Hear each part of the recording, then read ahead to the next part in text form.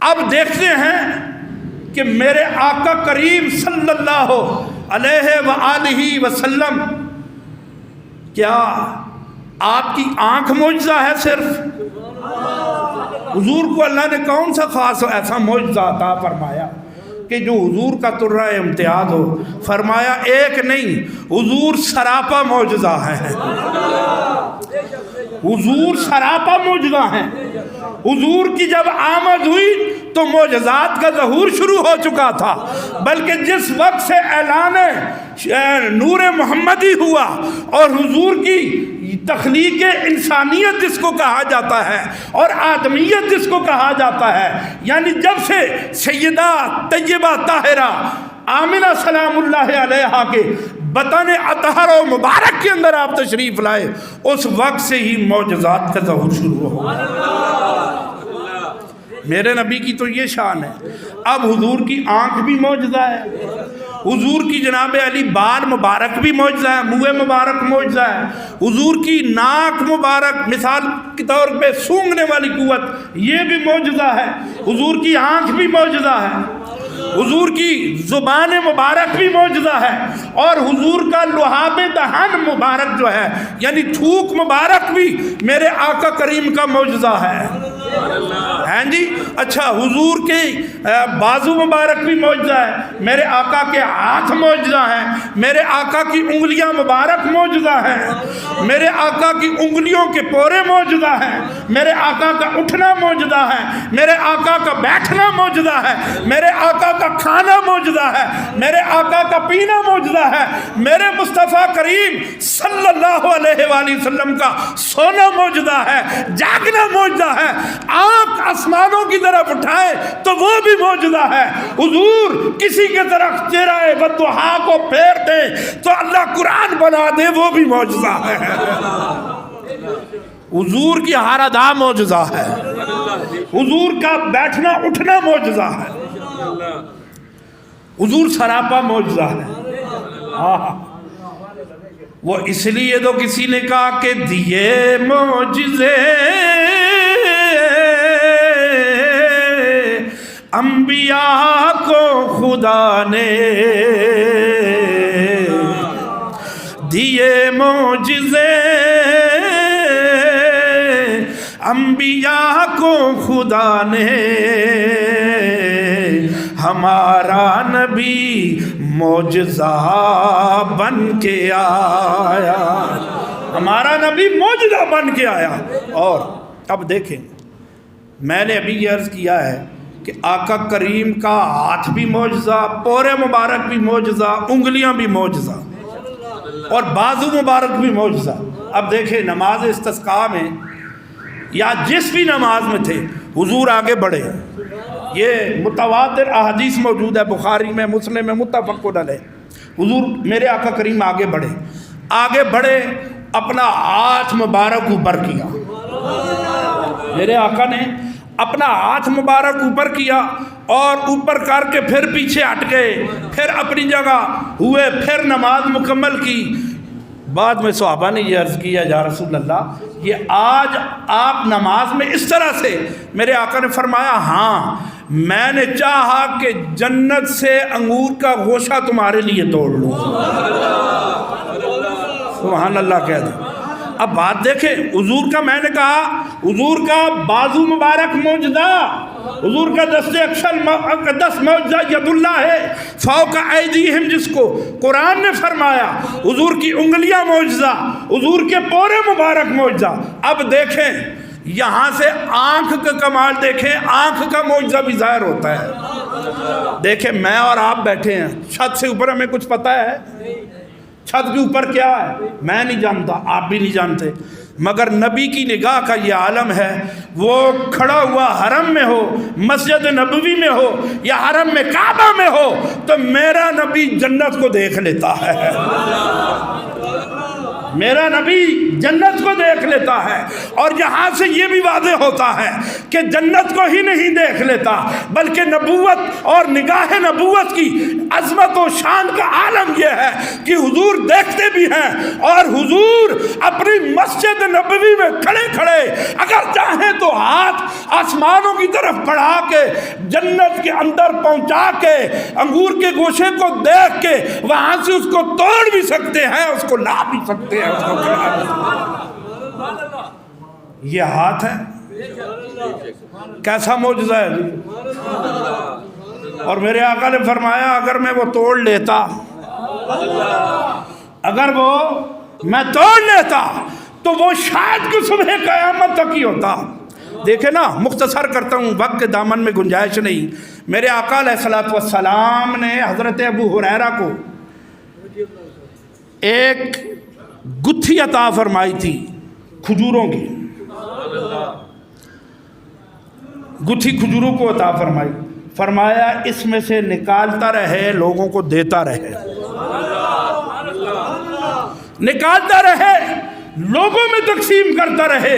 सामीन ज़ी वक़ार, जिस वक्त सैयदुना उस्मान ज़ुन्नूरैन उस्मान गनी रज़ी अल्लाह ताला अन्हु की शहादत हुई, उस दिन वो गुत्थी गुम हुई। अदरवाइज उससे पहले जितना भी उम्र का हिस्सा हज़रत अबू हुरैरा का था, आप खजूरें खाते भी रहे, लोगों को खिलाते भी रहे। ये भी मौजज़ा है, हुजूर की अता भी मौजज़ा, हुजूर का हाथ भी मौजज़ा। अच्छा, अब अंदाज़ा लगाएं, उंगली मुबारक मौजज़ा। और बड़ी पुरलुत्फ़ बात, चांद के जो दो टुकड़े हुए ना, एक है दो टुकड़े होना, ये भी मौजज़ा है। लेकिन इससे बढ़कर उंगली मुबारक का जब इशारा था, चांद दो टुकड़े भी हुआ, आया ज़मीन पर और फिर वहाँ पे वापस चला भी गया और जोड़ भी गया है। अब अगर मैं ये बहस शुरू कर दूँ ना कि आया क्यों, तो बात पता नहीं कहाँ चली जाएगी। मुख्तसर करता हूँ। पता ये चला कि हुजूर का इशारा मौजज़ा, हुजूर की उंगली मुबारक मौजज़ा, और मेरे आका करीम सल्लल्लाहु अलैहि वसल्लम की इसी उंगली का इशारा था कि सैयदुना अली करमल्लाहु वजहुल करीम ने असर को कज़ा नहीं अदा किया है। ज़रा बोलना पैसी सुभान अल्लाह। असर को कज़ा नहीं अदा किया है। पता ये चला कि मेरे आका का इशारा मौजज़ा, मेरे आका की उंगली मौजज़ा है, मेरे आका की उंगली मौजज़ा। इसलिए अब मैं सैयदुना मूसा कलीमुल्लाह की बात कर रहा था, उनको अल्लाह पाक ने आसाए मुबारक अता फरमाया हुआ था, और उस आसाए मुबारक का ये कमाल था कि वो जिधर जिधर जाता था नूर अला नूर होता था, और उसी से लाइटें भी जलती थी। उस वक्त बिजलियाँ नहीं बनी हुई थी, ये पावर प्लांट वगैरह नहीं थे। कौन सी पावर थी? नबूवत और रिसालत की पावर थी। और ये मानना पड़ेगा आसाए कलीमी को देखकर कि अगर तुम आज के एटम बम मानते हो, आज के जनाब अली पावर प्लांट मानते हो, आप पावर हाउस बनाते हो, ये तरबेले का बड़ा पावर हाउस है, ये फलां है, ये फलां है, उस नबी की शान व अज़मत और उनके आसाए मुबारक की क्या कहने कि जो बगैर किसी दुनियावी पावर के नबूवत की पावर से चल के दुनिया को रोशन करता रहता था। वो आसा मुबारक रात को रोशनी देता था। अच्छा, ये तो था आसाए मुबारक। अब आसा लगा पत्थर पे तो 12 चश्मे जारी हुए। मेरे आका ने थोड़े से पानी में अपनी उंगलियां मुबारक रखी। मैं तवज्जो चाहूँगा, आज भी पत्थरों से, पहाड़ों से पानी, वैसे तो ज़मीन से हम निकालते हैं, लेकिन ये अपने ये खूबसूरत इलाका है हमारा माशाल्लाह, ये ऊपर का, इधर चले जाओ तो वहाँ पे ऊपर से पानी नीचे आता है। और कई जगहों पे मैंने गुनाहगार आंखों से देखा है कि पत्थरों से चश्मे बह रहे हैं। ऐसा ही है, पत्थरों से भाई चश्मे बह रहे हैं। لیکن پتھروں سے چشمے بہ رہے ہیں، کیونکہ موسیٰ کلیم اللہ کا عصا لگا ہے اور پتھر سے یہ مثلاً چلو دلیل موجود ہے۔ بتائیں میرے آقا کی شان اور رسالت اور عظمت کے بعد کون ایسا کہ جس کی انگلیوں سے پانی جاری ہوا ہو؟ توجہ ہے بھائی، بندے کے اندر جو پانی ہے نا، بندے کے اندر پانی، وہ پانی کچھ اور پانی ہوتا ہے، وہ پانی کچھ اور پانی ہوتا ہے، مگر جو پانی میرے مصطفیٰ کریم کی انگلی مبارک سے نکلا ہے وہ پانی سب سے اعلیٰ اور ارفع ہے۔ اور دیکھے پھر کتنے صحابہ نے پیا، کس طرح سے نوش فرمایا، اور کس طرح سے سارے صحابہ وہاں پہ نوش فرماتے رہے، کتنے اہتمام کے ساتھ انہوں نے سارا یہ سسٹم کیا ہے۔ پتہ یہ چلا کہ میرے آقا کے پورے مبارک بھی معجزہ۔ اچھا جی، ایک اور سونی بات، وقت بڑی جلدی سے جا رہا ہے، میرے آقا کے منہ مبارک یعنی بال مبارک بھی معجزہ۔ اور بڑی مزے کی بات یہ ہے، یہ معجزہ کس طرح ہے؟ اس لیے کہ اس بال کی وجہ سے اللہ اور اس کے رسول کی مدد آتی ہے۔ ابھی یہ میرے دوست ہیں، بڑے عرصے بعد آئے، یہ اوپر پہاڑی علاقے کی کرپکی جنگلی سائڈ بتا رہے تھے، انہوں نے ابھی مجھ سے مسئلہ پوچھا ہے کہ جی بعض لوگ ادھر کہتے ہیں کہ تم یہ یا رسول اللہ کہتے ہو، یا نبی کا وسیلہ پیش کرتے ہو، یا اولیاء اللہ کی قبور پہ جاتے ہو، تو یہ تم شرک کرتے ہو۔ انہوں نے سوال کیا ہے مجھ سے، ان کو میں یہ عرض کرنا چاہتا ہوں، یہ ریکارڈنگ بھی ہو رہی ہے، ریکارڈنگ مجھ سے لے جائیں، ان کو جا کر سنائیں جو یہ کہتے ہیں کہ تم یا رسول اللہ کہنے والے شرک کرتے ہو، یا اولیاء اللہ کی قبروں پہ جا کے ان کا وسیلہ پیش کر کے تم شرک کرتے ہو۔ پہلی تو بات یہ ہے کہ شرک کا معنی ہوتا ہے کہ وحدہ لا شریک کے ساتھ کسی کو شریک کیا جائے۔ ہم مدینے میں جاتے ہیں کیوں؟ بھائی مدینے کیوں جاندے ہو؟ وہاں پہ حضور کی قبر انور ہے۔ حضور کی قبر کیوں ہے؟ کہ حضور ظاہری طور پہ دنیا سے گئے مگر ہیں زندہ۔ حضور ظاہری طور پہ دنیا سے گئے مگر ہیں، بولو مگر ہیں۔ اور قرآن کہتا ہے وَلَوْ أَنَّهُمْ إِذْ ظُلِمُوا، میں شارٹ کرتے ہوں، أَنفُسَهُمْ جَاءُوكَ فَاسْتَغْفَرُوا اللَّهَ وَاسْتَغْفَرَ لَهُمُ الرَّسُولُ لَوَجَدُوا اللَّهَ تَوَّابًا رَحِيمًا۔ یہ قرآن ہے کہ گناہگاروں گناہ کر بیٹھو تو مصطفیٰ کے پاس آ جایا کرو۔ یہ بھی معجزہ ہے۔ میں توجہ چاہوں گا، حضور کی قبر انور موجود ہے اور حضور اس میں موجود ہیں، اور ہمارا عقیدہ ہے قرآن سے اور حدیث سے کہ حضور زندہ ہے۔ مجھے ایمان سے بتاؤ، شرک کی تعریف یہ ہے کہ اللہ کا شریک ٹھہرایا جائے۔ اللہ کی بھی قبر ہوتی ہے۔ اے پوچھیو نہ کولو، ایک مولانا ہے فارا مسجد چو پہ آدھے یارا اے تے قبرانے ولیاں دیاں تے نبیاں دیاں تے ساڑھے موتوی دیاں تے سارے قبرستان نے سب کی قبریں ہیں، لیکن جیسا بندہ ہوتا ہے ویسی قبر ہوتی ہے، جیسی شان ہوتی ہے ویسی قبر کی منزل ہوتی ہے، جیسی منزل ہوتی ہے اس کو پھر اللہ اس کے مطابق جنت میں مقام اور درجہ عطا فرماتا ہے۔ کائنات کے سارے درجات ایک طرف، میرے آقا کریم نے فرمایا ما بین بیتی و منبری روضۃ من ریاض الجنہ، لہذا میری قبر پہ آیا کرو اس لیے کہ یہ تمہاری دنیا میں جنت ہے، دنیا میں میری جنت ہے۔ ثابت یہ ہوا کہ جس کو موت آئے وہ بندہ ہوتا ہے، تو جس کو موت نہ آئے وہ اللہ ہوتا ہے، اور جس کی قبر ہو وہ بندہ ہوتا ہے۔ لہذا شرک نہیں ہوتا اور نہیں کوئی وہاں پہ سجدہ کرتا ہے۔ اس لیے میں توجہ چاہوں گا، میرے آقا جو ہیں وہ ان کا منہ مبارک بھی معجزہ، بال مبارک بھی معجزہ۔ خالد بن ولید کا بڑا نام ہے، دیکھیں نا جی، یہ باتیں تو اسکولوں میں بھی پڑھائی جاتی ہیں۔ حضرت خالد بن ولید کا بڑا نام ہے کہ جناب علی ان کو سیف اللہ کہا جاتا تھا، تو پھر وہ اس بندے دے بازو دی شان گئے اسے۔ لیکن میں توجہ چاہوں گا، یہ سارا کچھ کیوں ہے؟ ان کی دستار مبارک میں میرے آقا کا بال مبارک تھا. اور عجیب بات، سینکڑوں ان کے جسم پہ زخم تھے، سینکڑوں زخم تھے، لیکن کسی کی جرأت نہیں تھی، اس لیے کہ نبی کے بال سے بھی مدد ملتی ہے. سنو جی، بڑی توجہ طلب گل، بڑی خاص بات ہے. یا امام باقر ہیں رضی اللہ تعالی، امام محمد باقر، میرا غالب گمان ہے امام محمد باقر ہیں یا امام زین العابدین ہے، دونوں میں سے ایک ہے، دونوں میں سے ایک ہے. ان سے کسی نے پوچھا کہ منہ مبارک کو صحیح اصلی سمجھنے کے لیے کیا دلیل ہونی چاہیے؟